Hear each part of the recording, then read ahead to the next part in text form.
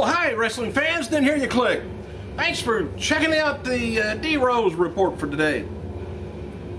ECW Original New Jack promoting Extreme Reunion, which takes place on April 28th, of course, in Philadelphia. He says names announced so far for that show is going to be Shane Douglas, Raven, Jerry Lynn, New Jack, Mustafa, Sabu, Just Incredible, Rhino, Al Snow, Axel Rotten, Tracy Smothers, Little Guido, and Tony Marmaluke. Hey, happy birthday to Hall of Famer Ric Flair, 63 years old. Three-time WCW Tag Champion Sean O'Haire, 41. Remember him? Had the trench coat for a while in WWE. Two-time ECW Tag Champion, the Super Destroyer, 49 years old. Real name is Doug Stahl. Former WCW talent Steve Llewellyn or DJ Gabriel, 29 years old. And First Lady of Ring of Honor, Maria Kanellis, 30 years old. Former WWE talent Shane Helms, also known as the Hurricane, in case you didn't know, added his 2 cents in on via Twitter on people that should quit complaining about The Rock and WrestleMania. He says, anybody in WWE locker room is bitching about The Rock's involvement in WrestleMania needs to stop being a douche. Didn't know they were being that, but should stop complaining. Said he earned it. Former WWE Cruiserweight Champion wrote Friday, WrestleMania has always been celebrity involvement, and celebrity this year happens to actually be the great pro wrestler. It's a win-win.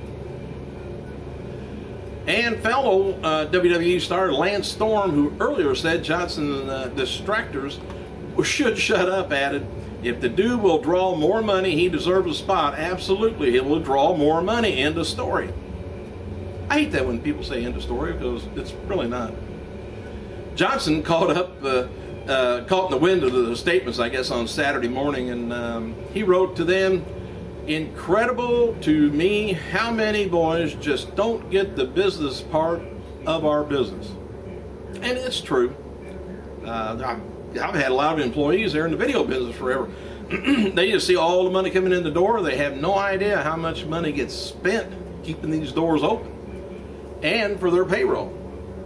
Anyway, as noted before, old Drew McIntyre, he's set up to be repackaged as a arrogant playboy gimmick. And according to fans this weekend in the live SmackDown's event in Honduras, Drew appeared to be actually acting more sexually and flirting with male fans in the crowd, even blowing kisses at some of them. He also stopped in the middle of his match against Ezekiel Jackson to comb his hair. Drew lost the match to Zeke. I don't know what they're going after here, but you guys around ringside better watch it. WWE is releasing new t-shirts even for Randy Orton, Kofi Kingston, CM Punk, and John Cena. Also, they have a WWE comic grid t-shirt. Not sure what that is. Actor Jamie Kennedy, who stars in WWE's movie Breaking the Rules, he signed Colt Cabana to his Jamie Kennedy Entertainment Company. Kennedy is helping Cabana distribute his 2011 documentary called The Wrestling Road Diaries to a larger audience, and then working on other wrestling-related projects, I guess. Cabana told the Chicago Tribune that Kennedy got the wrestling bug while filming Breaking the Rules with Edge. Cabana and Kennedy, they met through a mutual friend. John Cena indicated on Twitter that he had a flight problem getting into Los Angeles, the site of last night's Raw live event in Daytona, due to participating in pre-race festivities at the NASCAR 500 on Sunday. Cena isn't advertised for today's Raw live event in Ontario, California, but teased that he may be there. He said, that's what I get for talking trash about Dwayne. Said, airline sold my seat. Daytona now in jeopardy. Maybe I'll be in Ontario tomorrow. Hey, Steve Austin wrote on his official website that he's going to be participating in a hunt soon with Shawn Michaels that could air on Macmillan River Adventures, well, soon anyway. And as noted before, Drew McIntyre is set to be repackaged as an Eric and Playboy gimmick, and it's got to do him nothing but better. And now whether they're going to change his name, I don't know. But I hope he gets another entrance theme. Whew. Oh, and talk about themes and entrance themes. Brodus Clay, he returned to action last night at a Raw Live event in Staples Center, Los Angeles, California. He defeated David Otunga. And there was conflicting reports on Clay's match, as it may have just had one dancing diva with him. Well, darn the luck. And Ryback, he was there. Skip Sheffield. He defeated Alex Riley in a squash match. Eve Torres was advertised to face Beth Phoenix, appearing to cut a promo, I guess, with the situation with her and Zack Ryder. Phoenix ended up defending the Diva title against Eve. And a notable feud from the LA show, WWE Champion CM Punk beat Dolph Ziggler in the main event that had Chris Jericho at ringside as special guest enforcer. During the match, there was a loud Chris Brown sucks chant. And Jericho was put in the match by David Otunga earlier in the night, and Jericho defeated Kofi Kingston. After the win, Jericho cut a heel promo for the Los Angeles fans and had toilet paper thrown on it at him. Didn't care for it, I guess. All right, this past Thursday's Florida Championship Wrestling, or FCW, TV tapings saw 2 title changes. If you're keeping track of that stuff. March 11th episode, Leo Kruger defeated FCW Florida champion Mike Dalton with a sleeper to become the new heavyweight champion. Dalton just defeated Kruger for the title at the last set of tapings, I guess. Kruger's title reign didn't last long, as Seth Rollins became new heavyweight champion at the tapings that's going to be airing on March 25th. Rollins won the 8-man scramble match earlier in the night to earn the title shot. Rollins won the title from Kruger with his God's Last Gift move. That's a new one on me. Other spoilers from the taping: Cassius Ohno, or Chris Hero, cut a promo on March 11th show and said he doesn't plan on being in FCW very long. Ohno talked about how he enjoys knocking out opponents. Ohno made his in-ring TV debut March 18th at the tapings, knocked out Xavier Woods with an elbow. Don't know whose elbow it was, it didn't say.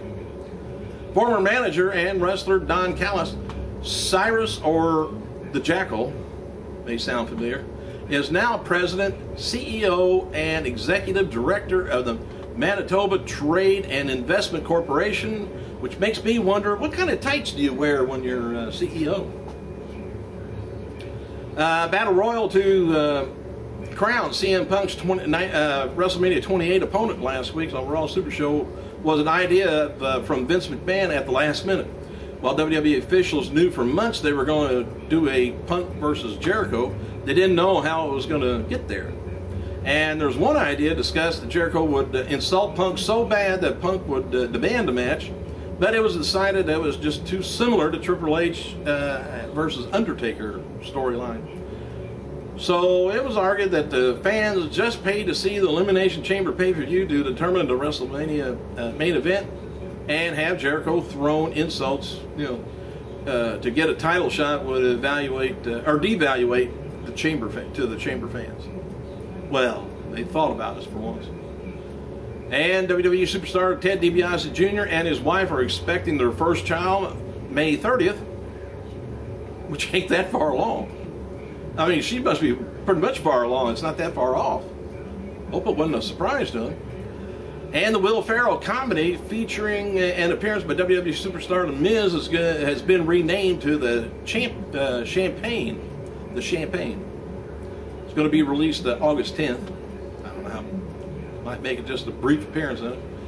And Rey Mysterio spoke with WDFN Radio in Detroit and said that the main goal right now is to make it back into the ring by WrestleMania 28. Rey Mysterio added that he would like to be in the Money in the Bank match if there is one, and said he's up for a match against Sin Cara if his knee is ready and if he can move away the way he usually does. And where is Sin Cara, come to think of it? I think he was injured, but again. And ECW original New Jack's going to be appearing on Bubba the Love Sponge Show February 28th, 10 a.m. Finlay defended his Smash Championship against Tajiri on February 19th in front of a packed house of 3,000 in the Tokyo Dome City Hall in Japan. Finlay became a big star with Tajiri's Smash, but finished up with the company last night. And after the match, Finlay said, "Keep wrestling classic. If you ever need me, I will come back. This is not the end. This is a new beginning." Finlay then laid the belt in the middle of the ring and then left.